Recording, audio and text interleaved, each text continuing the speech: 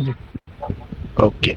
जितने भी पेपर है ना, आप मुझे एक बार ना व्हाट्सएप पे भेज देना, मैं एक बार चेक करूँगा सारे पेपर्स को। ठीक ठीक। ओके। तो पब्लिक इंटरनेशनल लॉ का पेपर है वो आपका परसों, यानी कि डेट है 15th को आपका पब्लिक इंटरनेशनल लॉ का पेपर है। जी। जैसे मैंने आपको पहले भी बताया था कि अगर इस सेमेस्टर में हम बोले कि सबसे डिफिकल्ट सब्जेक्ट कौन सा है, तो पब्लिक इंटरनेशनल लॉ ही वो सब्जेक्ट है जो सबसे डिफिकल्ट है इस सेमेस्टर का। तो आज की क्लास में बेसिकली हम दो चीज़ों के लिए मैंने क्लास आज ही रख ली, कि आज वैसे तो आप एग्ज़ाम दे के आए होंगे, थके होंगे, लेकिन फिर भी आज इसलिए क्लास रख लेते हैं क्योंकि ये थोड़ा टिपिकल सब्जेक्ट होता है, एक बार आपको पता लग जाए क्या पढ़ना है और कैसे पढ़ना है।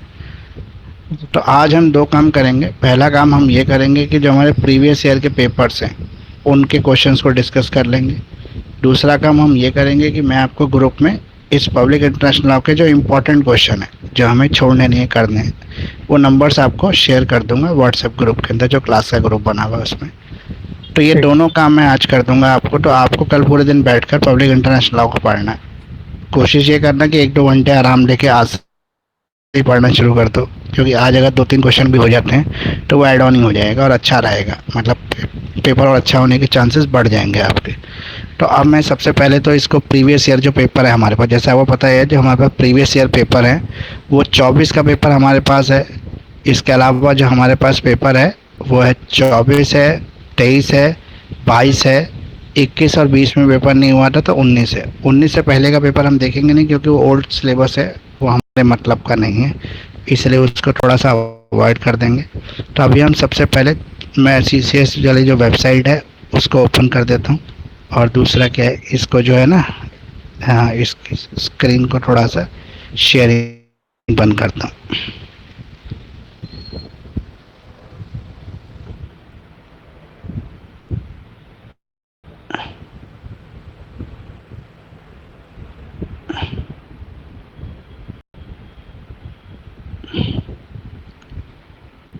ये अभी हमारा एक ऐड चल रहा है, ऐड के बाद ये वेबसाइट खुल जाएगी, क्योंकि पहले क्रॉस कर देंगे तो फिर दोबारा से देखना पड़ेगा सारा।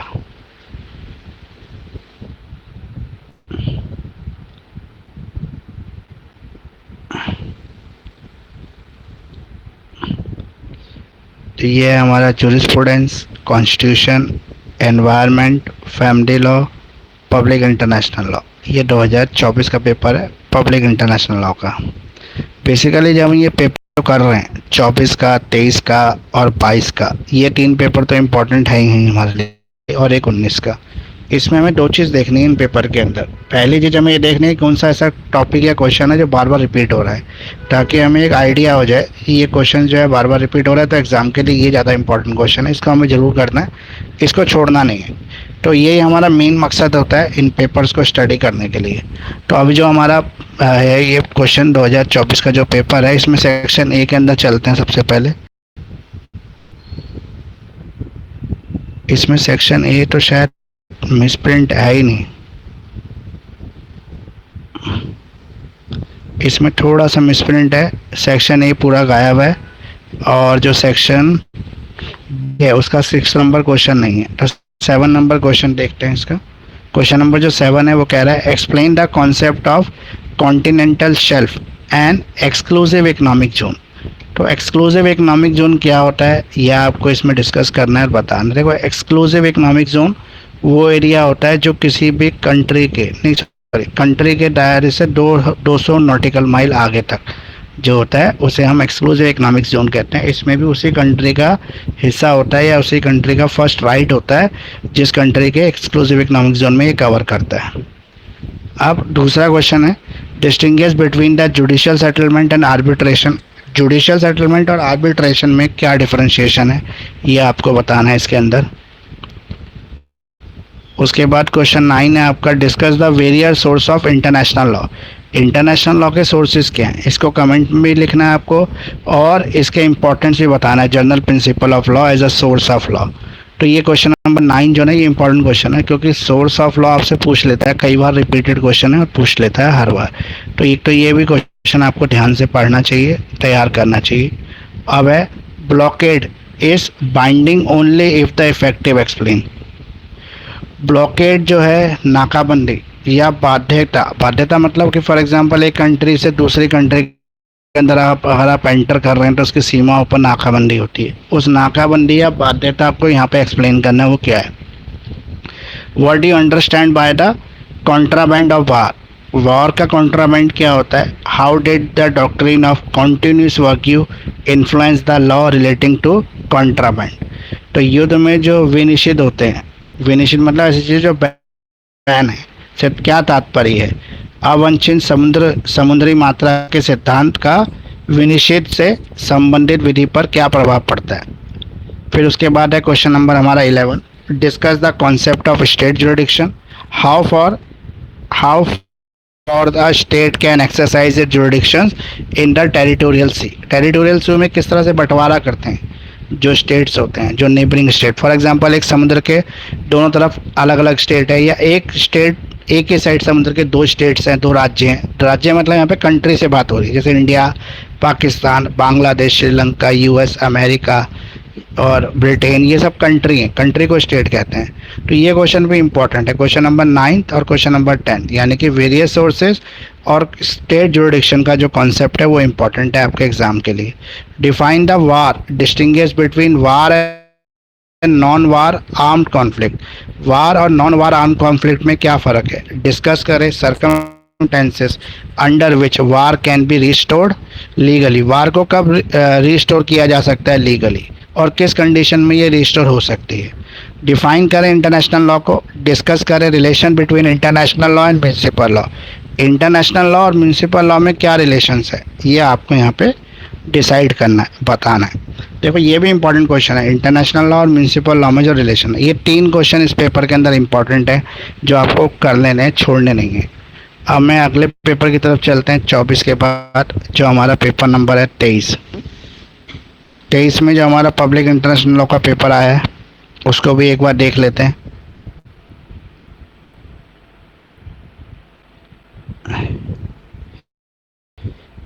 ये हमारा 2023 का इंटरनेशनल लॉ का पेपर है, सेक्शन ए।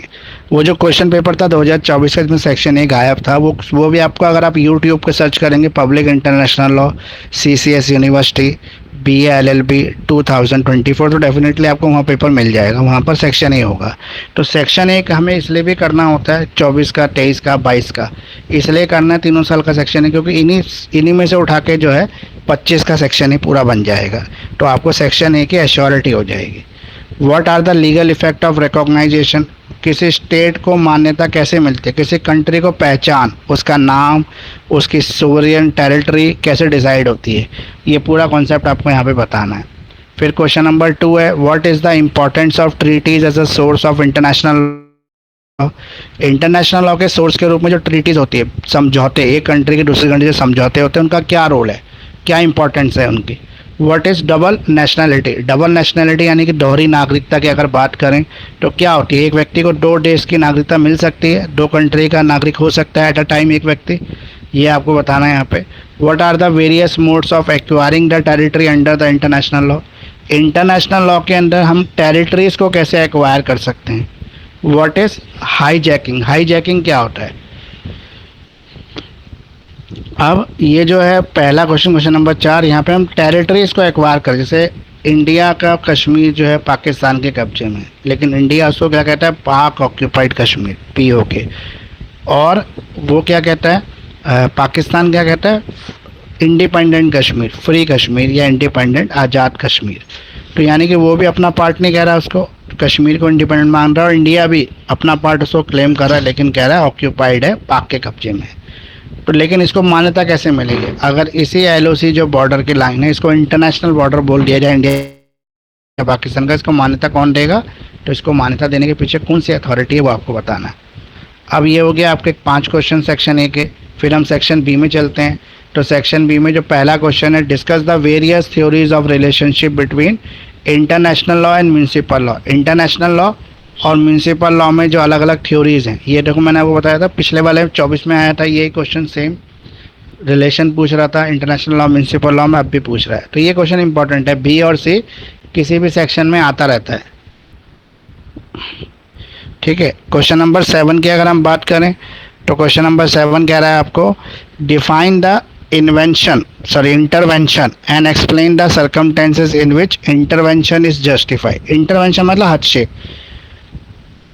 कब कब करना चाहिए या कितना जो इंटरवेंशन है वो अलाउड है, कितना इंटरवेंशन जो है अलाउड नहीं है, किस परिस्थिति के अंदर सर्कमटेंसेस में इंटरवेंशन कर सकते हैं, उसको जस्टिफाइड ठहरा सकते हैं, किस में नहीं ठहरा सकते। ये question number 8, define the state succession. State succession क्या होता है, इसके इफेक्ट क्या हैं स्टेट सक्सेशन के, ट्रीटीज़ पर क्या फ़र्क पड़ता है। स्टेट सक्सेशन का मतलब ये है जब एक स्टेट ख़त्म हो जाती है, टूट जाती है। फॉर एग्ज़ाम्पल बांग्लादेश और पाकिस्तान पहले एक ही स्टेट थी, लेकिन फिर इसको डिवाइड करवा दिया इंडिया ने बीच में इंटरफेयर करके, अब दो नए नेशंस तैयार हो गए, एक पाकिस्तान और एक हो गया आपका बांग्लादेश। तो इनके अंदर जो स्टेट सक्सेशन के रूल्स है यानी कि पॉलिसीज़ है, फॉर एग्ज़ाम्पल जो ट्रीटीज़ थी वो पहले पाकिस्तान ने साइन कर रखी थी, लेकिन बांग्लादेश वाले पार्ट पर एप्लीकेबल होती थी वो ट्रीटीज़। अब तो बांग्लादेश नया कंट्री आ गया, तो उस पुरानी ट्रीटी का क्या होगा, उस इंटरनेशनल ट्रीटीज़ का जो पुरानी बांग्लादेश वाले पार्ट के लिए की गई थी उसका क्या होगा, वो आपको यहाँ पे स्टेट सक्सेशन प्रिंसिपल या स्टेट सक्सेशन जो रूल्स होते हैं उससे पता लगेगा। फिर क्वेश्चन नंबर 9 है आपका, अजाइलम क्या होता है, काइंड्स ऑफ अजाइलम क्या है। अजाइलम होता है शरण लेना। फॉर एग्जांपल अफ़गानिस्तान में जब तालिबान ने कब्जा किया तो बहुत सारे अफ़गानिस भाग के इंडिया आ गए, उन्होंने इंडिया में अजाइलम ले लिया।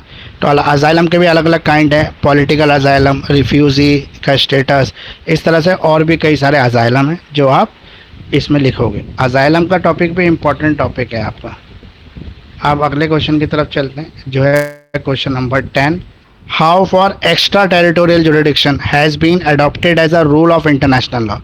एक्स्ट्रा टेरिटोरियल जुरिडिक्शंस क्या है, यानी कि एक कंट्री अपने नेबरिंग, अपने जो पास का एरिया है, कंट्री के चारों तरफ का एरिया, उसका एक्स्ट्रा जुडिशियल कहते हैं, उसमें कितना इंटरफेयर कर सकती है, ये आपको थ्योरी बतानी है।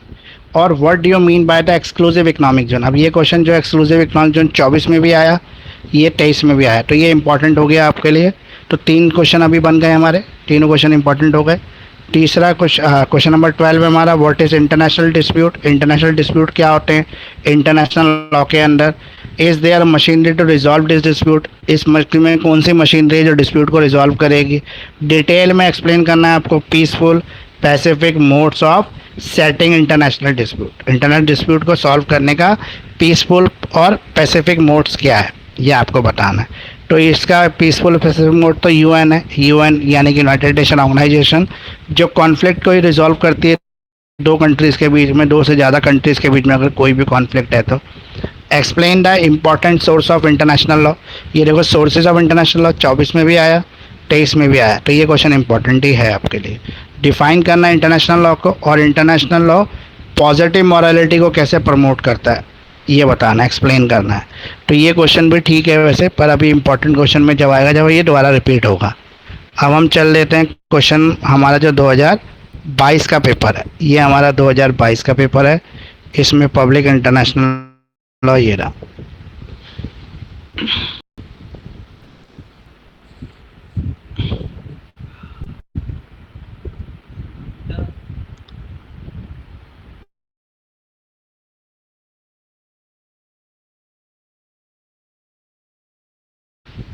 पब्लिक इंटरनेशनल लॉ 2022 का जो पेपर है वो देख लेते हैं, जून 2022 में हुआ था ये।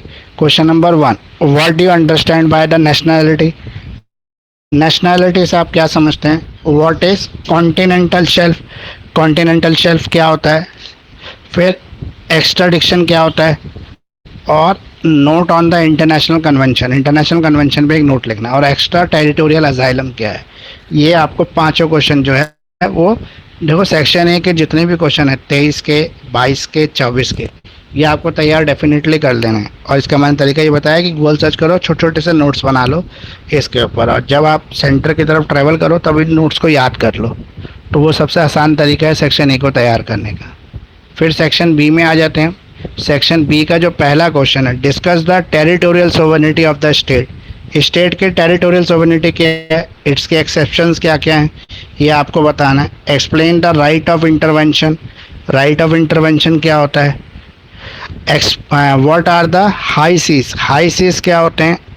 What are the restrictions on freedom of high seize.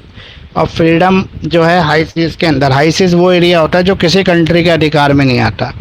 For example India का यहाँ तक आया और दूसरी कंट्री जो है वो बांग्लादेश है, उसका यहाँ तक आया, लेकिन ये समुद्र ऐसा बच गया जो ना बांग्लादेश की सीमा में आ रहा है ना इंडिया की आ रहा है, वो हाई सीज है। तो हाई सीज जनरली जो बड़े बड़े शिप होते हैं, जो बिजनेस शिप होते हैं, कार्गो शिप होते हैं, वो हाई सीज के एरिया को प्रेफर करते हैं ट्रैवल करने के लिए। उस हाई सीज में ट्रैवल करने के लिए किसी भी कंट्री की कोई परमिशन नहीं लेनी पड़ती, ईजिली आप पीसफुल अगर मकसद से आप जा रहे हैं तो जा सकते हैं, हाई सीज को क्रॉस कर सकते हैं। इसी तरह से कोई प्लेन अगर हाई सीज पे उड़ता है तो उसको भी किसी कंट्री के परमिशन की कोई ज़रूरत नहीं है। तो हाई सीज वो एरिया है जो किसी भी कंट्री पे अंदर नहीं आता। तो हाई सीज का क्वेश्चन इंपॉर्टेंट है, इंपॉर्टेंट इसलिए भी है क्योंकि ये क्वेश्चन आ सकता है एग्जाम में, अब आ सकता है 25 के अंदर। Question number 9, compare and discuss the coercive and peaceful method of settling the international dispute. ये क्वेश्चन 23 में भी आया इंटरनेशनल डिस्प्यूट को सेटल करने का, लेकिन दूसरे तरीके से पूछा था, जबकि आंसर दोनों का एक ही है। ये क्वेश्चन बोले या वो क्वेश्चन बोले, आंसर एक ही आएगा। तो ये इंटरनेशनल कॉन्फ्लिक्ट वाला क्वेश्चन भी इंपॉर्टेंट हो गया आपका। Discuss the various sources of international law. देखो सोर्सेज ऑफ इंटरनेशनल लॉ 22 में भी आ रहा है, 23 में भी आ रहा है, 24 में भी आ रहा है, तो लगातार आ रहा है, तो अब भी आ सकता है 25 में भी। Discuss the Nuremberg trial, what is it's legal significance of international law. International law में न्यूरमबर्ग ट्रायल के क्या सिग्निफिकेंस है, ये ज़्यादा इंपॉर्टेंट क्वेश्चन नहीं है। अगला क्वेश्चन है हमारा डिफरेंट थ्योरीज ऑफ रिकॉग्नाइजेशन। ये रिकॉग्नाइजेशन ऑफ स्टेट है, एक स्टेट को कैसे मान्यता मिलती है, एक नया देश कैसे बनता है, कैसे उस देश का नाम बनता है, कैसे उसके सोवरियन टेरिटरी डिसाइड होती है। ये पीछे भी था लेकिन अलग तरीके से पूछा हुआ था, वही क्वेश्चन है अब यहाँ पे अलग तरीके से पूछा है। Concept of neutrality, concept of neutrality का मतलब ये है कि फॉर एग्जांपल जैसे इंडिया पाकिस्तान में लड़ाई छिड़ गई, अब इंडिया ने पाकिस्तान के ऊपर अटैक किया, पाकिस्तान ने इंडिया के ऊपर अटैक किया, अब नेबरिंग कंट्रीज जो हैं वो कहीं ना कहीं इफेक्ट हो रही थी, जैसे अफगानिस्तान, बांग्लादेश, श्रीलंका, भूटान, म्यांमार, ये चाइना, ये सारी हमारे नेबरिंग कंट्री। जब भी इंडिया पाकिस्तान लड़ाई होगी तो इनके ऊपर कोई ना कोई इफेक्ट आएगा ही आएगा। तो ये कंट्री के लिए यूएन ने ट्रीटी साइन करा रखी है कि कभी भी अगर दो देशों के बीच में कॉन्फ्लिक्ट होता है तो बाकी जो नेबरिंग कंट्री है वो न्यूट्रलिटी के कॉन्सेप्ट को अपना लेंगे, यानी कि वो न्यूट्रल हो जाएंगे, ना तो पाकिस्तान के साथ जाएंगे ना इंडिया के साथ जाएंगे। तो ये ट्रीटी है जो यूएनओ ने साइन करा रखी है, यूनाइटेड नेशन ऑर्गेनाइजेशन। इससे वर्ल्ड वॉर होने से बच जाती है। मतलब जब ज़्यादा पार्टियाँ, जैसे फॉर एग्जांपल पाकिस्तान के साथ चाइना आ गया, इंडिया के साथ बांग्लादेश आ गया, श्रीलंका आ गया, फिर उधर से जो है यूएस ने पाकिस्तान को सपोर्ट कर दिया, इधर से रशिया जो है इंडिया के साथ आ गया, यूके इंडिया के साथ आ गया, तो क्या होगा, ये वर्ल्ड वॉर बन जाएगी। तो इसीलिए वर्ल्ड वॉर को बचाने के लिए कॉन्सेप्ट ऑफ न्यूट्रलिटी को इंट्रोड्यूस कर रखा है। अब है एनिमी कैरेक्टर। जैसे इंडिया के लिए एनिमी कैरेक्टर पाकिस्तान है, पाकिस्तान के साथ कोई भी डीलिंग अगर इंडिया करेगा तो वह एज ए एनिमी कैरेक्टर करेगा, यानी कि उसको एनिमी मांगते हैं, अपने दुश्मन देश मानते हैं। वो कितना ही अच्छा हो जाए, जैसे कहते हैं ना कि दुश्मन कितने अच्छे कपड़ों में आ जाए, कितने अच्छे वेश में आ जाए, लेकिन उस पर कभी भरोसा नहीं किया जा सकता। तो ये वही एनिमी कैरेक्टर है। तो ये 2022 तक हो गया। एक बार मैं 2019 का पेपर और देख लेता हूँ, काफ़ी इंपॉर्टेंट क्वेश्चन वैसे हमें ऑलरेडी पता लग ही गए हैं। ये 2019 का है पब्लिक इंटरनेशनल लॉ का पेपर। इसके बाद जो भी पेपर हैं उनका कोई आपके लिए बेनिफिट नहीं है, क्योंकि वो ओल्ड सिलेबस से जुड़े हुए पेपर हैं। What is एक्स्ट्राडिक्शन। एक्स्ट्राडिक्शन यानी कि एक कंट्री दूसरी कंट्री का, जैसे अभी टेरबू राणा क्या नाम है, उसको प्रत्यर्पण हुआ है, हमारे देश में उसको दिया है, तो ऐसा होता है, इसे कहते हैं एक्स्ट्राडिक्शन जो कॉन्ट्रैक्ट होता है। What is neutrality in the international law. Neutrality क्या होता है ये मैंने बताया आपको। राइट ऑफ सेल्फ डिटर्मिनेशन क्या है, स्टेट रिस्पॉन्सिबिलिटी किसे कहते हैं, पायरेट्स क्या होता है, पायरेट्स मतलब होते हैं जो डाकू जो समुद्र के अंदर लूटते हैं शिप्स को, वो। फिर section B, what is state territory. State territory क्या है, स्टेट टेरिटरी इंटरनेशनल लेवल पर कैसे एक्वायर की जाती है। स्टेट टेरिटरी का मतलब वही है जो पीछे क्वेश्चन आया था, रिकॉग्नाइजेशन ऑफ स्टेट। ये वही क्वेश्चन है, अलग अलग बदल कर आ रहा है, और ये आपका 22 में भी आया था, ये आपका 23 में भी आया था, ये 19 में भी है। तो ये भी क्वेश्चन इंपॉर्टेंट हो गया है आपके लिए। International law is vanishing point of jurisprudence discuss. ये जूरिस्प्रूडेंस थ्योरी कि इंटरनेशनल लॉ एक ऐसा वैनिशिंग पॉइंट है जो पूरे वर्ल्ड में इस पर बहुत रिसर्च हो चुकी है, बहुत थ्योरीज डेवलप हो चुकी है, लेकिन आज भी अनएक्सप्लोर है, यानी कि आज भी इसके अंदर बहुत सारी चीज़ें आना बाकी है। Critical comment on the international court of justice. International court of justice क्या है, उसका क्या रोल है, उस पर क्रिटिकल कमेंट करना है आपको, यानी कि उसको क्रिटिसाइज करना है। तो ये हो गया सेक्शन बी। अब आ गया सेक्शन सी। सेक्शन सी कह रहा है what are the sources of international law. देखो सोर्सेज तो हर साल ही आ रहा है, तो आप बिल्कुल भी सोर्स को ना छोड़ें। 19 में भी आया, 22 में भी आया, 23 में भी आया, 24 में भी आया, तो अब भी आने के चांसेस हैं। Problem of international to terrorism. International terrorism की क्या प्रॉब्लम्स हैं? Do you think the present international law is sufficient. क्या आप सोचते हैं कि जो आज का इंटरनेशनल लॉ है वो सफिशेंट है इस दानव से बचने के लिए, जो टेररिज्म का राक्षस है, इससे लड़ने के लिए जरूर ये जो इंटरनेशनल लॉ ये ठीक है, या इसके अंदर कुछ चेंजेस होने चाहिए? देखो टेररिज्म का क्वेश्चन है तो हो सकता है इस बार आ जाए। वैसे तो ये कॉन्सेप्ट अभी हमें इसी में दिखा, क्योंकि इस बार इंडिया पाकिस्तान लड़ाई चल रही थी, तो टेररिज्म एक हॉट फेवरेट टॉपिक है, तो हो सकता है इस पर क्वेश्चन पूछ ले आपसे।